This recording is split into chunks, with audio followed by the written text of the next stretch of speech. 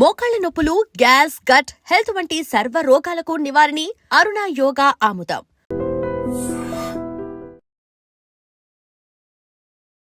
అందరికీ నమస్కారం. నేను Swaroopa Potlapalli. Welcome to I Dream. చలికాలంలో అనేక రకాలైన జబ్బులు వస్తూ ఉంటాయి.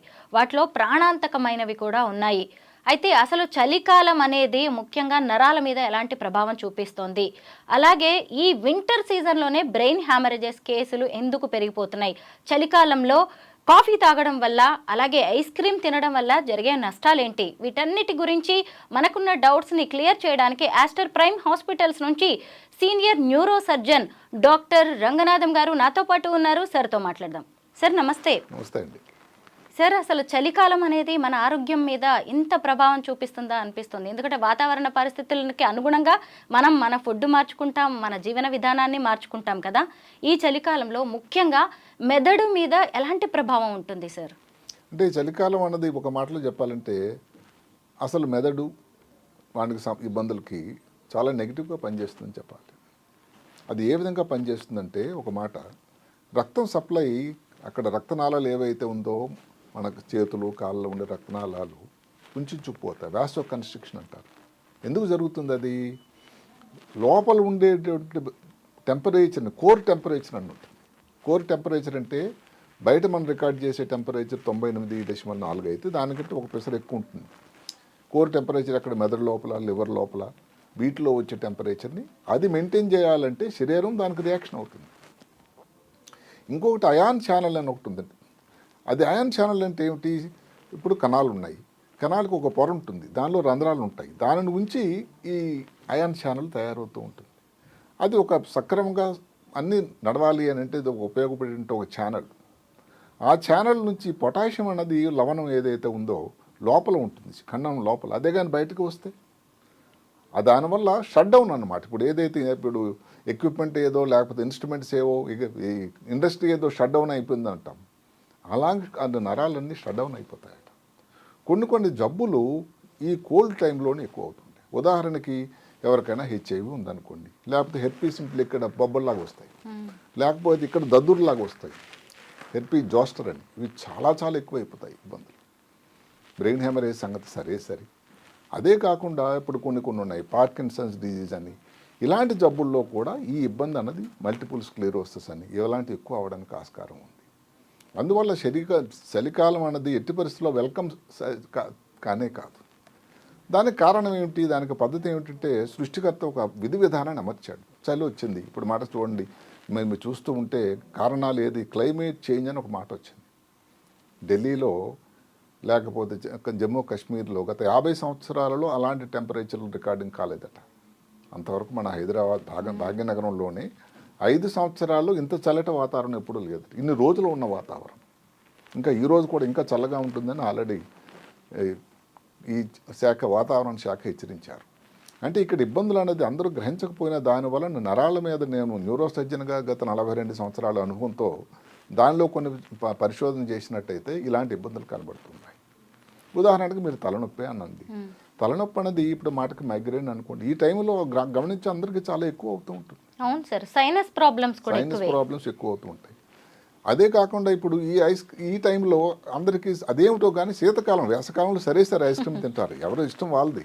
ఈ శీతకాలంలో ఐస్ క్రీమ్ తింటే ఐస్ క్రీమ్ హెడేక్, దాని పేరు ఇంకొక పేరు కూడా ఉంది, బ్రెయిన్ ఫ్రీజ్ అని. అంటే బ్రెయిన్ పక్కాన కొన్ని సెకండ్ల పాటు అసలు ఏమిటి కాదు, దాని అచేతనంగా అయిపోతుంది. ఎందుకు అంటే ఐస్ క్రీమ్ ఇక్కడ గొంతుకు లోపల టచ్ అయినబట్టే అక్కడ గాంగ్లియన్ ఉంటుంది, స్పీనోపాలటైన్ గాంగ్లియన్.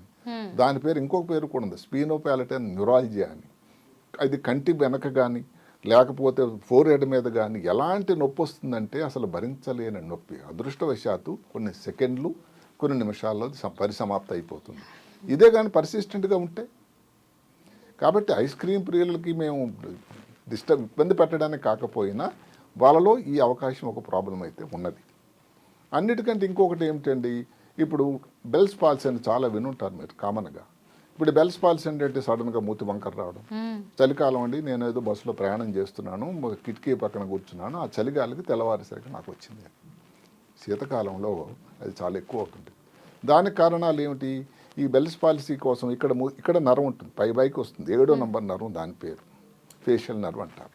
అక్కడ ఉండే కండరాలు, ఇంకొక మాట ఏమిటంటే శీతకాలంలో ఏం జరుగుతాయంటే కండరాలు నిండుకొని రక్తం సప్లై తగ్గిపోవడం వల్ల సంకోచన అయిపోతాయి, గట్టిగా అయిపోతాయి. సో ఆ పక్కన ఉండేటువంటి ఈ నరం మీద ఒత్తిడి చేస్తూ ఉంటాయి. దానిని బెల్స్ పాల్సీ అంటారు. బెల్స్ పాల్సీ దానివల్ల పెరుగుతుంది. ఇంకా అందరికంటే ఈ మధ్యన చాలా మందిని చూస్తున్నాం ట్రైజమల్ న్యూరాలజియా. అంటే ట్రైజమల్ న్యూరాలజీ అంటే 5వ నంబర్ నరం ఏదైతే ఉందో దానికి సంబంధించిన నొప్పి. అంటే బల్లెంతో పొడి చేస్తే ఎంత ప్రమాదం, ఎంత ఇబ్బందికరంగా అనిపిస్తుందో ఆ వచ్చినప్పుడు నొప్పి ఒక ముఖం మీద ఒక భాగానికి ఉంటుంది. 5వ నంబర్ నరం ఎక్కడైతే ఉంటుందో ఈ శీతకాలంలో కండరాలు నొక్కెమ్మడం, నరాల మీద ఇది అవ్వడం కానీ, లేకపోతే ఆ ఒక ఇవి ఉంటాయి ఆల్ఫా ఇది డెల్టా ఛానల్స్ అని, ఆ ఛానల్స్ని స్టిమ్యులేట్ చేస్తుందట ఏదైతే నరం 5వ నంబర్ నరం మీద ఉండే దానివల్ల కూడా కొంత ఇబ్బంది ఎక్కువ అవడానికి ఆస్కారం ఉంటుంది. బ్రెయిన్ హెమరేజ్ అనుకుంటుంది. బ్రెయిన్ హెమరేజ్ అనేది అందరూ గమనించాల్సింది ఏమిటంటే జరుగుతుంది ఏమిటంటే ఇందాక చెప్పినట్టు రక్తనాళాలు సంకోచిస్తాయి, దానివల్ల బీపీ సడన్గా పెరుగుతుంది, ఎక్కడో బ్రెయిన్ లోపల ప్రమాదం జరుగుతూ ఉంటుంది. గమనించాల్సింది ఏమిటంటే అందరూ అనుకున్నట్టుగా బ్లడ్ ప్రెషర్ ఉన్న వాళ్ళకే కాదు, బ్లడ్ ప్రెషర్ నార్మల్గా ఉన్న వాళ్ళకి కూడా శీతకాలంలో ఈ ప్రమాదం జరిగి హెమరేజ్ రావడానికి ఆస్కారం ఉంటుంది. ఎందుకంటే ఒక బ్రెయిన్ హెమరేజ్తో పేషెంట్ వచ్చినా మేము అడుగుతాం ఇంతకుముందు బీపీ ఉందా, షుగర్ ఉందా, పొగ త్రాగడం అలవాటు ఉందా, ఉంటే అవి కోమార్బిడ్ ఫ్యాక్టర్స్ అంటాం, అంటే స్ట్రోక్.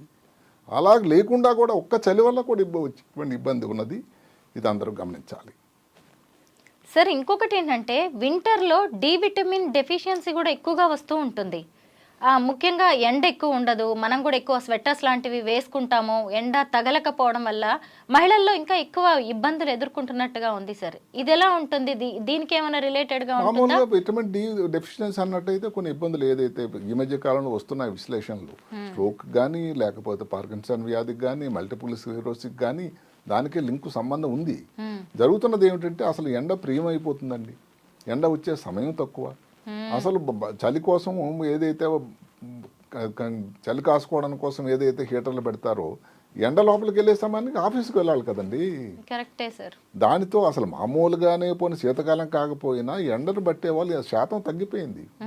అందరూ in house air condition atmosphere, అక్కడ సూర్యరశ్మి ఏదైతే భగవంతుడు ఇచ్చినటువంటి సూర్య భగవాను చూసే అవకాశమే లేదుగా. కాబట్టి వైటమిన్ డి అన్నది మామూలుగా ముందు కంటే చాలా తక్కువ అయిపోయింది. ఈ చలికాలంలో ఇంకొకరి నరాలకు సంబంధించింది ఎవరికైనా డయాబెటీస్ ఉంది, దాని వచ్చేదాన్ని డయాబెటీస్ పెరిఫెరల్ న్యూరోపతి అంటారు. అంటే విపరీతమైన తీపులు ఉంటాయి వాళ్ళకి, మంటలు, నొప్పులు, నడవడానికి కష్టం అనిపిస్తుంది. ఈ శీతకాలంలో అది కూడా ఎక్కువ అవుతూ ఉంటుంది. ఇప్పుడు ఎవరికైనా డిస్క్ ఉంది, మెడలో సర్వైకల్ డిస్క్ అంటాం, నడుములో లంబార్ డిస్క్, నడు నొప్పి, సయాటిక అంటాం. అలాంటి ఉండడం వల్ల కూడా ఏమవుతుంది, అక్కడ కండరాలు సంకోచన పడి అది లోపల ఉండేటువంటి వాటర్ కూడా కొంచెం ఎక్కువైపోయి దీనివల్ల ఇబ్బంది కూడా రావడానికి, మోకాళ్ళ నొప్పులు కూడా బాగా పెరుగుతాయి కదండి సార్. ఇక్కడ చేతిలోకి వచ్చేదాన్ని కార్పల్ టన్నల్ సిండ్రోమ్ అంటారు. అంటే ఈ 2 వేలు ఈ 3 వేల కోసం వచ్చేటువంటి నొప్పి అది ఎక్కువ మంది స్త్రీలలో వస్తుంది. మామూలుగా ఏం చెప్తామంటే థైరాయిడ్ లోపం ఉన్నా కానీ, లేకపోతే గర్భిణీ స్త్రీలకు కానీ, గర్భిణీ అయిన తర్వాత డెలివరీ టైంలో కానీ ఇలాంటి ఇబ్బందులు రావడానికి ఆస్కారం ఉంది ఎక్కువ మంది స్త్రీలలో అని చెప్తాం. ఈ వింటర్ టైంలో ఈ ఇబ్బంది కార్పల్ టన్నల్ సిండ్రోమ్, దాని కారణం ఇక్కడ నరం ఉంది, ఇక్కడ చుట్టుపక్కల కండరాలు ఉన్నాయి. ఈ కండరాలు సంకోచించడం వల్ల నరం ఏదైతే వచ్చేటువంటి చోటు చిన్నగా అయిపోతుంది, సరిగ్గా ఆ జాయింట్ స్పేస్లో ఈ దవపాదాన్ని చిక్కబడిపోతుంది. దానివల్ల నరం మీద కూడా ఎక్కువ ఇబ్బంది రావడం జరుగుతూ ఉంటుంది. అంటే ఏమిటి, కోల్డ్ వల్ల ఒక ప్రాబ్లం, ఒక సింపుల్ ప్రాబ్లం ఏది కాదు. మీరు తలనొప్పి తీసుకోండి, దానివల్ల నేను చెప్పినటువంటి స్పీనోపాలిటైన్ ఇది గ్యాంగ్లియన్ కానీ, లేకపోతే బ్రెయిన్ హెమరేజ్ కానీ, బ్లడ్ ప్రెషర్ లేని వాళ్ళు కూడా వస్తుంది. ట్రైజమల్ న్యూరాలజీ ఉండేటట్టయితే అసలు శత్రువు ఈ సీజన్ వాళ్ళకి అసలు నేను అందరికీ చెప్తాను, మీరు మఫ్లర్ లాంటిది కట్టుకోవాలి, చలి లోపల వెళ్ళకండి, చల్లటి వస్తువులు తీసుకోకండి. ఈ టైంలో మీరు మామూలు కంటే 3-4 రెట్లు మీకు నొప్పి ఎక్కువ అవుతుంటుంది. అలాగే ఎపిలెప్సీ అన్నది ఉత్ప్రేరకం అటండి. 1 డిగ్రీ సెంటీగ్రేడ్ కానీ టెంపరేచర్ డ్రాప్ అయితే 1.5% ఎపిలెప్సీ రావడానికి ఆస్కారం ఉంటుంది. అంటే ఎపిలెప్సీ ఉన్న వాళ్ళలో అది ఉత్ప్రేరకం అవుతూ ఉంటుంది. ఇలాగ చాలా వ్యాధులు ఏదైతే మెదడు నరాలకు సంబంధించిన వ్యాధుల్లో ఈ సీజన్లో దానివల్ల ఇబ్బందులు వస్తూనే ఉంటాయి. దానికి జాగ్రత్తలు ఏమిటి, శీతకాలం టైంలో మీరు బయటకు ఆ టైంలో వెళ్ళకండి, ఏదైనా హ్యాట్లాడు కానీ స్వెటర్లు కానీ ధరించండి, ఇంటి దగ్గరే మరీ చలికాల ప్రాంతంలో రూమ్ హీటర్లు పెట్టుకోండి. అన్నిటికంటే ముఖ్యం ఏంటంటే కాఫీ, టీ అందరూ మామూలుగా అసలు శీతకాలంలో ఎక్కువసార్లు సేవిస్తారు. అవును, దానివల్ల చల్లగా ఉండి. బాగుంటుంది అని. కానీ శాస్త్రం ఏం చెప్తుందంటే ఎన్నిసార్లు మీరు కాఫీ టీ తాగినా దానివల్ల ఉండేటువంటి కెఫిన్ పదార్థం వల్ల మీకు మూత్రం ఎక్కువ వచ్చి దానివల్ల డీహైడ్రేషన్ ఎక్కువై మీకు ఇబ్బందులు ఎక్కువ అవుతుంటాయి. శీతకాలంలో సేవించాల్సింది ఏదైనా వేడి నీళ్ళు కానీ లేకపోతే ఏదైనా సూప్ మాదిరి కానీ. మజిల్ క్రాంప్స్ అండి, అసలు నేను ఆ మధ్యన ఒకసారి వీడియో చేశాను, లక్షల మంది చూశారు ఆ క్రాంప్స్. రాత్రి అసలు నిద్రపోలేని పరిస్థితి, కాళ్ళలో విపరీతమైన పిక్కలు నొప్పులు, అసలు కాలు వేలు సడన్గా కొంతసేపే ఇబ్బంది. ఈ మజిల్ క్రాంప్స్ కూడా ఈ శీతకాలంలో చాలా ఎక్కువ పెరగడానికి ఆస్కారం ఉంది. అలాంటప్పుడు ఏదైనా మసాజ్ కానీ లేకపోతే ఈ ఏదైనా ఎక్సర్సైజ్ ఒకటి చిన్నది లైట్గా ఎక్సర్సైజ్ కానీ, అసలు ఏదన్నా కానీ మీ స్విమ్మింగ్ పూల్లో వేడి నీళ్ళు ఉండే సౌకర్యం కానీ ఉంటే దానిలో స్విమ్మింగ్ చేయడం వల్ల కానీ ఇలాంటి చిన్న చిన్న చిట్కాలు తీసుకునేటట్టయితే ఈ ఇబ్బంది నుంచి బారి నుంచి బయటపడడానికి ఉంది. కాఫీ టీ అయితే సాధ్యమైనంత తక్కువ 1-2 సార్ల కంటే ఎక్కువ తీసుకోకండి. ఐస్ క్రీమ్ తప్పనిసరి అయితే మాత్రం ఐస్ క్రీమ్ దూరంగా ఉండాలి, లేకపోతే తలనొప్పి మీకు చాలా ఎక్కువ అవుతుంది. ఇది భయపెట్టేటువంటి ప్రయత్నం కాదు, శాస్త్రం చెప్తున్నటువంటి మాట. డయాబెటీస్ ఉన్న వాళ్ళు కూడా శీతం అంటే చల్లగా ఉన్న సమయంలో బయటికి వెళ్ళి అది ఇబ్బందులకు లోను కాకండి. దానివల్ల నాకు ఇందాక నరాల మీద వచ్చేటువంటి ఇబ్బంది చెప్పాము. ఇవన్నీ జాగ్రత్తలు తీసుకున్నట్టయితే ఇబ్బందికి తక్కువ ఉండడానికి ఆస్కారం ఉంటుంది. చలికాలం అలాగే ఈ నరాల మీద ఎఫెక్ట్ అనేది ఏ వయసు వారిలో ఎలా ఉంటుంది సార్? ఎందుకంటే ఒక్కొక్క వ్యాధి ఒక్కో రకంగా ఉంటుంది కదా, చిన్నపిల్లలు, పెద్దవాళ్ళు, మిడిల్ ఏజ్ వాళ్ళు, ఎవరి మీద ఎలాంటి ప్రభావం చూపిస్తుంది ఈ చలికాలం? అంటే ఇక్కడ దీని ప్రకారం ఏంటంటే చిన్నపిల్లలు కానీ లేకపోతే యుక్త వయసులో ఈ ప్రాబ్లమ్స్ తక్కువ శాతమే కనబడుతున్నాయి. ఎక్కువ మధ్య వయసు ఆ పైబడిన వాళ్ళలోని. అదే కాకుండా డయాబెటీస్ ఉందనుకోండి, వాళ్ళను ఇబ్బంది ప్రాబ్లం ఎక్కువ రావడానికి ఉందనుకోండి. హైపర్ టెన్షన్ బ్లడ్ ప్రెషర్ ఉందనుకోండి, వాళ్ళలో ఎక్కువ ప్రాబ్లం. కార్పటన్స్ అంటే జనరల్గా స్త్రీలు ఎవరైతే గర్భిణీ స్త్రీలు కానీ లేకపోతే ఈ పిల్స్ వాడారు, ఏది నెలసరి రాకుండా కొన్నాళ్ళ పాటు ఆపేటువంటి మందులు కానీ ఇలాంటి వాళ్ళు వస్తూ ఉంటుంది. కొన్ని టెట్రాసైక్లిన్ లాంటి మందులు వాడేవాళ్ళు, థైరాయిడ్ ప్రాబ్లం చాలా కామన్ విరిగా ఉంది, వాళ్ళు వస్తుంది. ఇలాంటివి ఉన్నవాళ్ళు దీనికి చలికాలంలో ఇబ్బందికి లోను కాకుండా ముందు జాగ్రత్తలు తీసుకోవడం అనేది సరైనటువంటి సలహా. మేము ఇన్ని రోజులు సార్, కామన్ మ్యాన్ ఎవరైనా సరే మామూలుగా ఒక బ్రెయిన్ హ్యామరేజ్ వచ్చినా, పెరాలసిస్ వచ్చినా, సైనస్ వచ్చినా అది జబ్బులా చూస్తున్నామే కానీ వింటర్కి లింక్ పెట్టి చూడట్లేదు. ఎందుకంటే ఇంత తెలియకపోవడం వల్ల. ఎంత నిర్దిష్టంగా చెప్పబడిందంటే బ్లడ్ ప్రెషర్ ఉంటేనే బ్రెయిన్ హ్యామరేజ్ కాకుండా బ్లడ్ ప్రెషర్ లేని వాళ్ళలో కూడా చలి వల్ల రక్తనాళాలు సంకోచం అంటే వ్యాసో కన్స్ట్రక్షన్ అంటారు. అది ఒక న్యాచురల్ ఫినామినా. అంటే దానికి ఏదైతే లోపల కోర్ టెంపరేచర్ మధ్యన చెప్పుకున్నాం, శరీరం లోపల ఉండేటువంటి టెంపరేచర్ పెరగాలి, లేకపోతే శరీరం ఇబ్బంది అవుతుంది బాడీ. దానిని పెంచడానికి బయట ఉండే రక్తనాళాలు వాటి కోసం త్యాగం చేస్తున్నాయి. అసలు మీరు ఇప్పుడు చెప్తుంటే ఈ చలి అనేది ఎంత డేంజర్ అనేది నాకు ఇప్పుడు అర్థమవుతుంది. లాస్ట్ ఇయర్ డిసెంబర్లో నైనితాల్ వెళ్ళాను సార్, ఉత్తరాఖండ్లోని నైనితాల్.